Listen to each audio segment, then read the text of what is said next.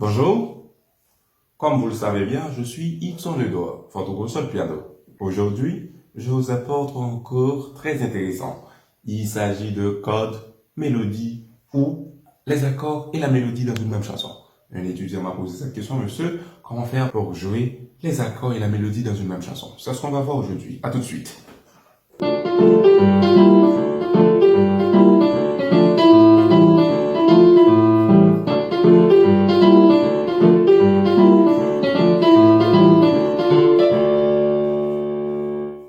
Le code mélodie ou bien les accords et la mélodie, c'est dans une chanson ou bien dans une harmonisation de faire entendre la mélodie et les accords en même temps. Donc c'est pas facile. Généralement, le piano fait partie des instruments harmoniques, c'est-à-dire il peut produire plusieurs sons en même temps. Par exemple, Do majeur, 7, Do, Mi, Sol, Si. On entend les quatre sons en même temps, mais il est aussi mélodique parce que je peux jouer les quatre notes l'une après l'autre. Donc ça, c'est une mélodie. Pour les accords, on parle de la verticalité. Pour la mélodie, on parle de l'horizontalité. La verticalité, lorsque vous lisez les partitions, vous commencez en bas et on monte progressivement. C'est la verticalité. Donc pour la mélodie, on parle de l'horizontalité parce qu'on commence à gauche et à droite. Donc lorsque vous jouez la mélodie, on commence à gauche et vers la droite. Un pianiste doit avoir à la main la verticalité et l'horizontalité. Lorsque vous avez la verticalité seulement, donc vous jouez seulement le bloc code. Donc on entend seulement les accords. Lorsque vous jouez l'horizontalité, donc vous jouez seulement la mélodie. Mais le bon pianiste doit être vertical et horizontal. C'est ce que je vais vous apprendre aujourd'hui. Lorsque vous jouez à la maison, vous jouez seul. Donc parfois vous ennuyez les autres, vous embêtez les autres, vous ennuyez les autres parce que vous chantez toujours. Mais l'instrument peut jouer les accords et faire en même temps la mélodie. Pour les débutants, commencez dès maintenant à avoir l'horizontalité et la verticalité dans la main. Donc généralement, lorsqu'on débute, on commence avec les accords. Donc on est vertical. Mais au fur et à mesure, il faut ajouter l'horizontalité à la main. On va prendre une petite mélodie du livre Alfred II, pour ceux qui l'ont déjà travaillé. Donc c'est à la page 16, Scelso. C'est une très belle mélodie jouée en ré mineur harmonique. Donc lorsque je parle de ré mineur harmonique, je veux parler de ça c'est le fa majeur, le sixième degré, le relatif du fa majeur c'est ré mineur. Et lorsque je parle de mineur harmonique, je vais jazzer le septième degré du mineur naturel. Et automatiquement, celui-ci change en mineur harmonique. Voilà. Pour la main gauche. Et deux mains.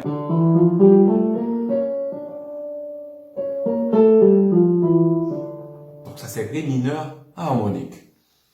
La mélodie est celle-ci. En 6/8, donc une mesure composée.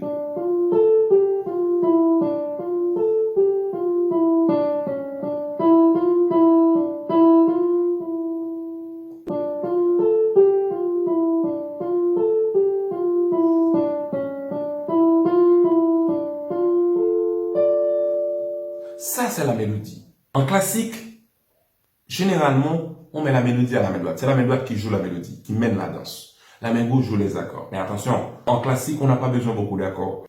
Avec les trois accords tonales de chaque gamme, donc on est déjà en classique. Utilisez les accords tonales. Je veux parler du degré 1, du degré 4 et du degré 5. Parce que dans lesquels on va retrouver toutes les notes de la gamme. C'est pour cette raison qu'on les appelle accords tonales. Si je suis en ré mineur, donc les trois accords tonales sont ré mineur, sol mineur et la septième. Et ensuite ré mineur. Ce sont ces trois accords que vous retrouvez dans la chanson Scelso à la page 16 du livre Alfred II. Et la mélodie.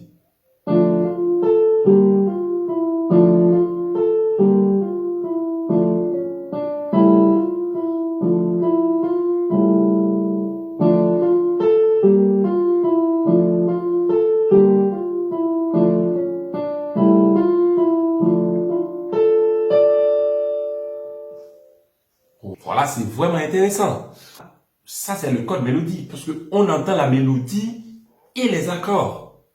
Contrairement au code mélodie, il y a le bloc chord. Le bloc chord consiste à jouer seulement ou bien à entendre seulement les accords, sans mélodie. À ce moment, c'est soit vous qui jouez, vous chantez en même temps, ou bien vous appelez un instrumentiste mélodique, soit un flûtiste, soit un saxophoniste, soit un trompettiste, ou bien un autre instrument harmonique peut jouer la mélodie. Donc vous pouvez jouer les accords au piano et en deuxième piano faire la mélodie, ou bien le guitariste faire la mélodie. Donc commencez dès maintenant à avoir la mélodie à la main droite. Le contraire de la main du code mélodie, c'est le block chord. On entend seulement les accords. À ce moment, on n'est pas en classique. Donc qui dit classique, c'est dit on entend une mélodie. Donc pas de block chord dans la musique classique.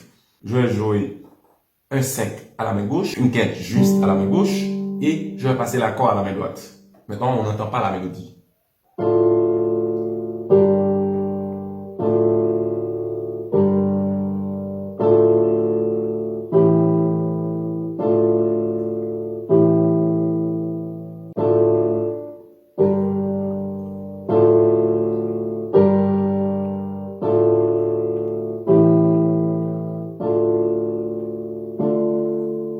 Voilà, là, on ne comprend rien, parce qu'il n'y a pas de mélodie. C'est ce qu'on appelle le bloc chord.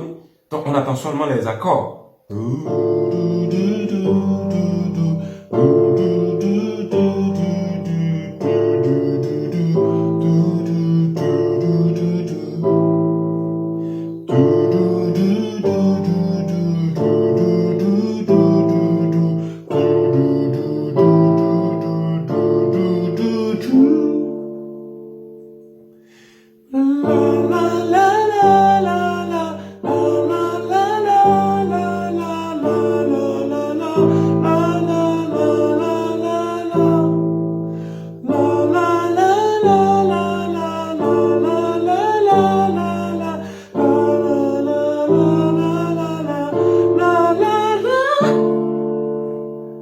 Lorsque vous jouez le bloc chord, automatiquement, il faut qu'il y ait quelqu'un pour chanter.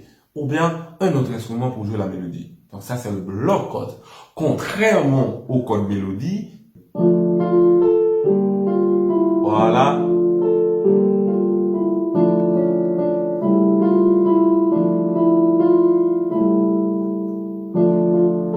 Ça, c'est le code mélodie.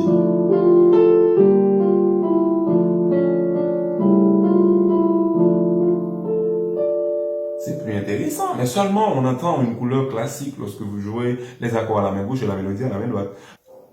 Pour la troisième étape, la main droite peut jouer les accords et la mélodie. Ça, c'est pas pour les débutants. C'est vraiment difficile pour ceux-là. Dans n'importe quelle chanson, essayez de chercher les progressions. Donc ici, cette progression est Ré mineur, Sol mineur, Ré mineur et La septième. Donc ça, c'est la progression 4 accords. Ou bien disons 3 accords. La deuxième chose, c'est de trouver les accords qui sont joués sur les temps forts et les accords qui sont joués sur les temps faibles. Généralement, les accords qui sont joués sur les temps faibles, ce sont les accords de passage. Mais là, il n'y a pas d'accord de passage. On est trinqué, on fait les accords de tonal de la gamme, donc il n'y a pas d'accord de passage. Donc tous ces accords vont être joués sur les temps forts. Donc ce sont les accords qui sont tout à fait obligatoires. On ne peut pas les éviter. Vous allez jouer sur chaque accord la note qui porte la mélodie. Elle va être placée au-dessus de l'accord, ou bien à la partie supérieure de l'accord. Ici, Ré mineur. C'est la note mélodique. Donc, je dois faire un accord de Ré mineur. Ici, je ne peux pas jouer le Ré mineur fondamental, parce que la mélodie doit être jouée en haut, et c'est l'auriculaire qui mène la note. Il faut faire parce que cette note de Ré soit placée au-dessus de l'accord. Donc, ici, je ne peux pas jouer un Ré fondamental. Non plus, je ne peux pas jouer un Ré deuxième renversement. Et je ne peux pas jouer aussi ce Ré premier renversement à cette position parce que la mélodie est ici. Donc je ne dois pas changer de registre. Je dois rester toujours ici.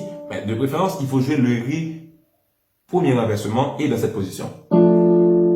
À ce moment, la mélodie est là. Le premier accord sur le temps fort, un peu plus haut que Ré, soit une 4 juste par rapport à Ré. Qu'est-ce qu'on va faire? Donc ici, je ne peux pas jouer le Sol fondamental, non. Le Sol deuxième renversement, non. Ici, le Sol premier renversement. Voilà. Je fais le Ré mineur, Sol premier renversement. Et ici, on revient en Ré. Et ici, c'est toujours ce même Ré premier renversement. Et après, on fait on fait la septième.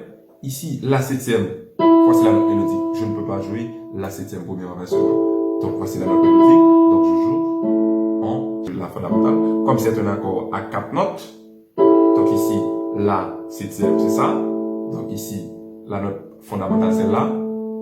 Voilà, deuxième renversement, troisième renversement. Donc, je dois jouer un troisième renversement avec un pouce sur le sol. Ici, on termine à ré mineur, premier renversement. Une fois trouvé la progression, essayez de placer les notes mélodiques en haut, sur chaque temps fort.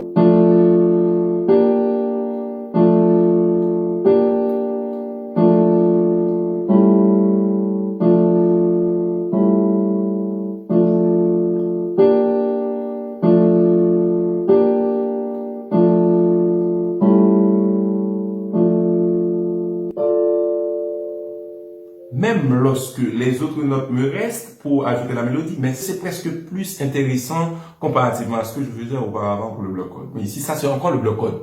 C'est un bloc code traité. On a l'impression que on n'est pas trop loin de la mélodie. Voilà.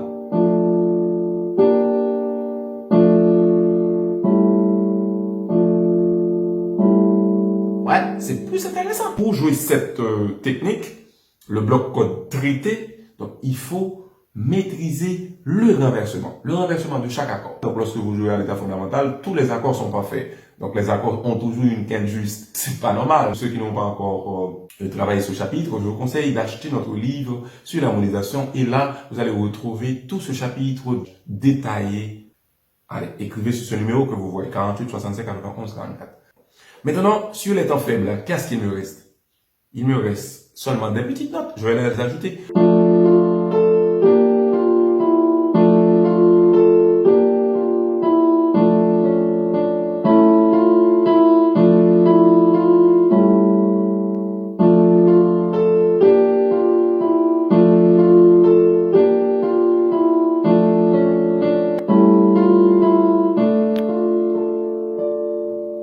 Ça, c'est la main droite seulement qui joue. On entend la mélodie et on entend les accords. Donc, on a la verticalité et l'horizontalité à la main droite. Je vais ajouter la main gauche, toujours en quinte juste. On entend la main droite qui joue ceci.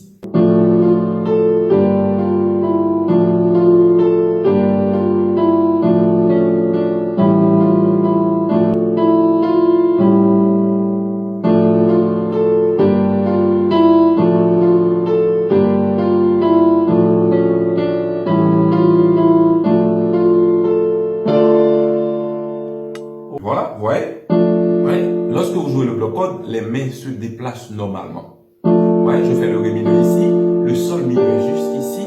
Voilà, vous voyez le déplacement parce qu'il faut aller chercher la mélodie. Ici, c'est beaucoup plus intéressant, même lorsque je ne veux pas entendre la mélodie, c'est quelque chose, mais les accords sont bien traités.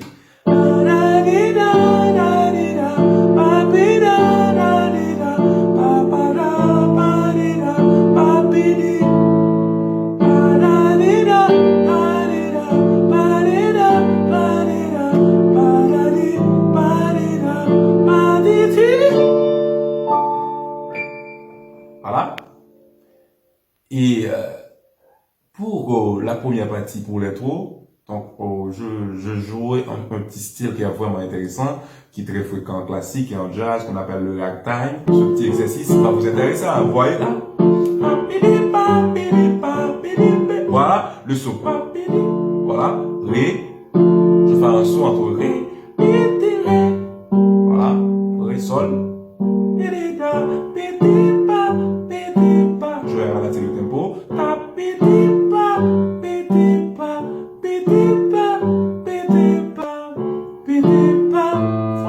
Voyez la septième, là, et puis ici.